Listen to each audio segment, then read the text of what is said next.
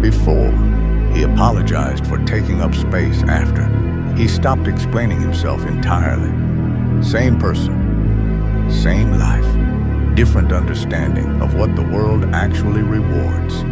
This is not a story about becoming evil. This is a story about becoming honest. And for the people who needed you manageable, honesty looks exactly like a monster. Watch what happens when you stop performing kindness for people who were never kind to you. This is where most people stop listening. Don't. He was the one who showed up, always, without being asked, without needing recognition. He helped people move apartments at 2 a.m. He answered calls from numbers he knew would drain him. He sat across from people in their worst moments and gave them the steadiest version of himself he could find, even when he had nothing left to give. He thought that was called being a good person. He was wrong. That was called being available. And availability, without boundaries, is not virtue. It is an open door that the wrong people will walk through every single time. He doesn't answer every call now. Not because he stopped caring, because he started understanding which calls were for him and which calls were for what he could provide. There is a difference. Most people never learn it. He learned it the hard way, through people who only remembered his number when they needed something and forgot his name when they didn't. The ones who called him cold for this, they were the same ones who never once asked how he was doing. Stay with me, because this next part is the one that will hurt. He never asked for much. A little consistency, a little honesty, someone who showed up the way he showed up. He kept his expectations low because he had been taught, not explicitly, but through repetition, that needing things made you a burden. So he folded his needs into a small, quiet corner of himself and told that part to be patient. It was patient for years. He watched people he poured into bloom in directions that had nothing to do with him. He celebrated their wins without mentioning that he helped build the foundation those wins were standing on. He stayed small so others could feel large. He stayed quiet so others could feel heard, and they let him. That is the part that should disturb you. He asks for things now, directly, without softening the ask or building a case for why he deserves it. He simply asks.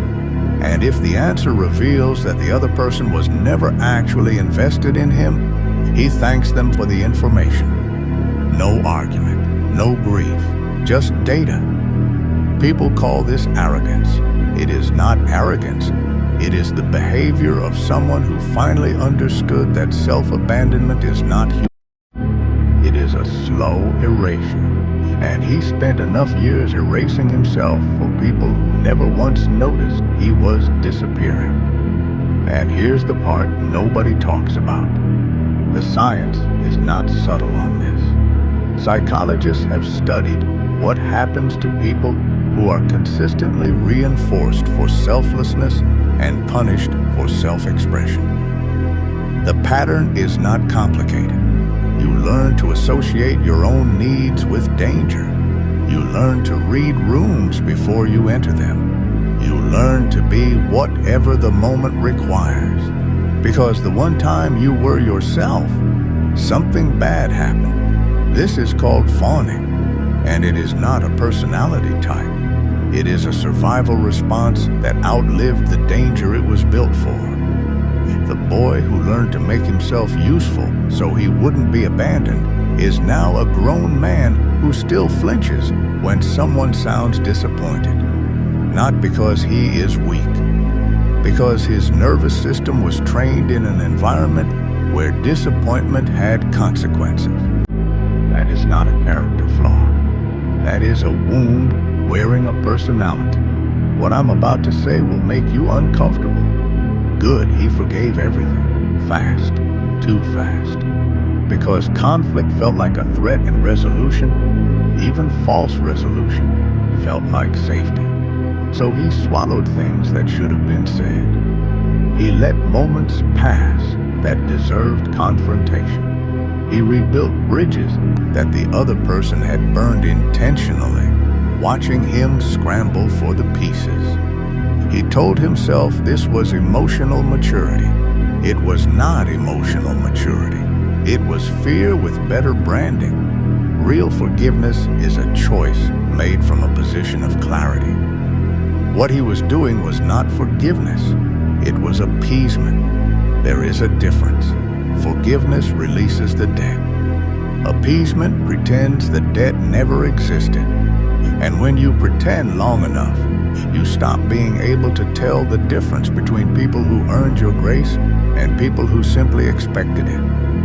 He forgives now, but slowly, deliberately, after he has sat with the thing that happened and decided what it actually meant about the person who did it. Some things he has forgiven and kept the person. Some things he has forgiven and removed the person entirely. Both are valid. The world taught him that forgiveness meant reconciliation. It does not. You can release someone from your anger and still release them from your life. These are not contradictions. They are the two cleanest decisions a person can make simultaneously. The people who called him unforgiving for this, they meant he was no longer forgiving enough to be you. I need you to be honest with yourself for the next 30 seconds. Think about the people in your life who called you difficult, who said you changed, who looked at the newer version of you, the one with standards, the one with limits, the one who stopped apologizing for existing and told you that you had become someone they didn't recognize. Ask yourself this. Were they upset because you changed? Or were they upset because the change made you harder to control? Because there is a version of I miss who you used to be that is genuine grief. And there is a version that is just frustration that the old system stopped working. Most people who say they miss the old you, they miss the access. They miss the availability. They miss the person who processed their damage without charging a cost. They do not miss you. They miss what you did for them. And if you cannot tell the difference yet, stay with me. The thing I'm about to name, you already know it. That's why it stings. He believed that if he was good enough, patient enough, present enough, reliable enough, people would eventually see it and respond in kind. He was operating on a moral economy that does not exist. The idea that goodness is eventually rewarded, that consistency is eventually noticed, that the person who shows up without fail will one day have someone show up for them. This belief is not wisdom. It is a wound that learned to sound like hope. The world does not run on reciprocity. It runs on perception. And the person who is always available is not perceived as loyal. They are perceived as low cost. You do not cherish what costs you nothing. You use it quietly, gratefully sometimes, but you use it. He was being used by people who genuinely believed they weren't using him. That is the cruelest kind. He raised the cost, not through cruelty, not through games or manipulation. Simply by being less available, by having things to protect, by making it clear, not through words but through behavior, that access to him was not automatic, that his time had weight, that his presence was a choice, not a default. Some people adjusted. They rose to meet the new terms because they actually valued what was behind the door. Most people left. And here is what he learned from watching them leave. If someone exits your life the moment you develop standards, they were never staying for you. They were staying for the version of you that hadn't figured that out yet. Let them go. The exit is the information. You've heard everything I've said before. You haven't heard this. There is a concept in psychology called the dark triad: narcissism, Machiavellianism, psychopathy. These traits are studied as pathologies, disorders, things to be diagnosed and treated. But there is a quieter research thread that most people never encounter. The studies that show immeasurable, documented outcomes that people with slightly elevated dark triad traits in competitive environments outperform their more agreeable counterparts. Not because darkness is virtue, but because the agreeable person is spending cognitive resources on managing everyone else's comfort, while the disagreeable person is spending those same resources on the objective. This is not an argument for becoming dark. This is a diagnosis of what excessive agreeableness actually costs you. In real terms, in career outcomes, in relationship patterns, in mental health trajectories, the kindest person in the room is often the most exhausted.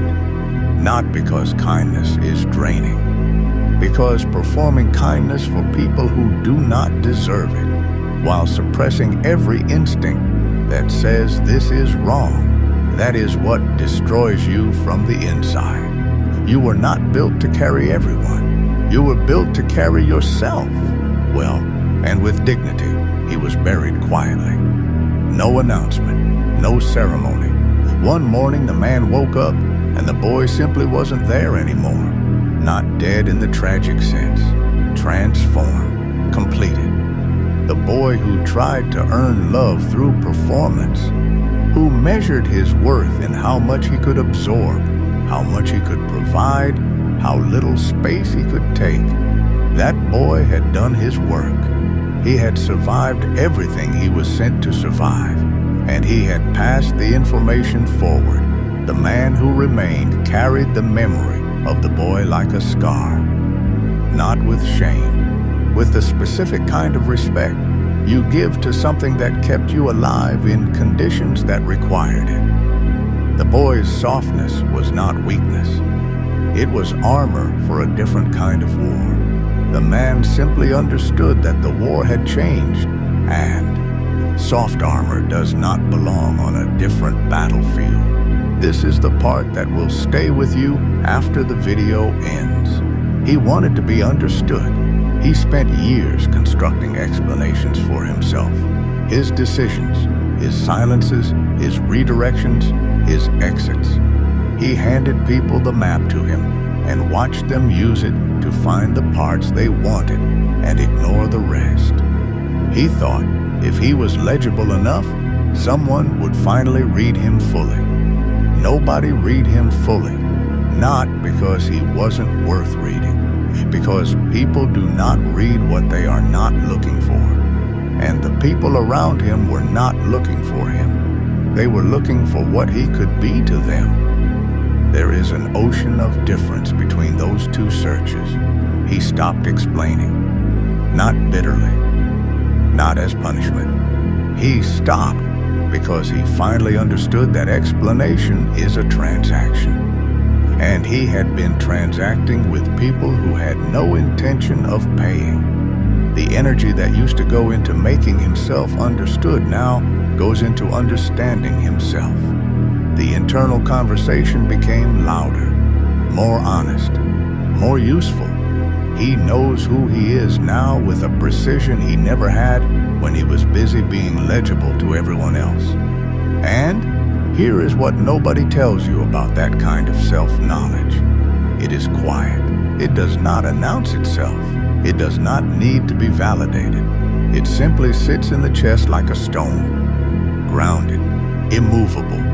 A weight that used to feel like burden and now feels like ballast. They wanted a monster.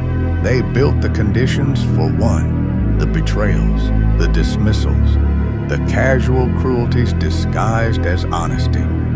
The years of taking without acknowledgement. The doors closed in his face by the same hands he had held open for others. And then they stood back and called him cold when he stopped burning for their warmth. Here is the truth they will never say out loud. They did not want a monster.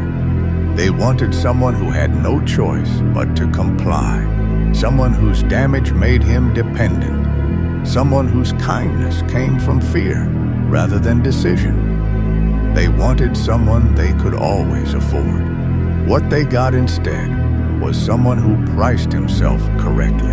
And that price they could not pay. He is not a monster. He is the most honest version of a man who was given every reason to disappear and chose instead to become undeniable.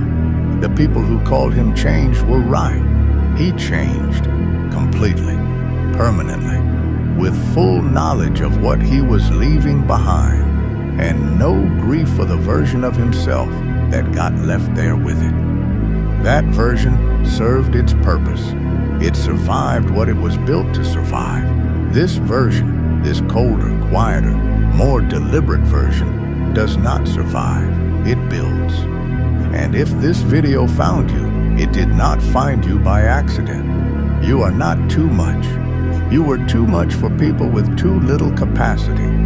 You are not broken. You were handled by people who did not know how to hold something that was still whole. You are not a monster for finally drawing the line that should have been drawn years ago. You are simply done, and done to the right people is the most powerful thing you can become. They wanted a monster. Look what they built instead.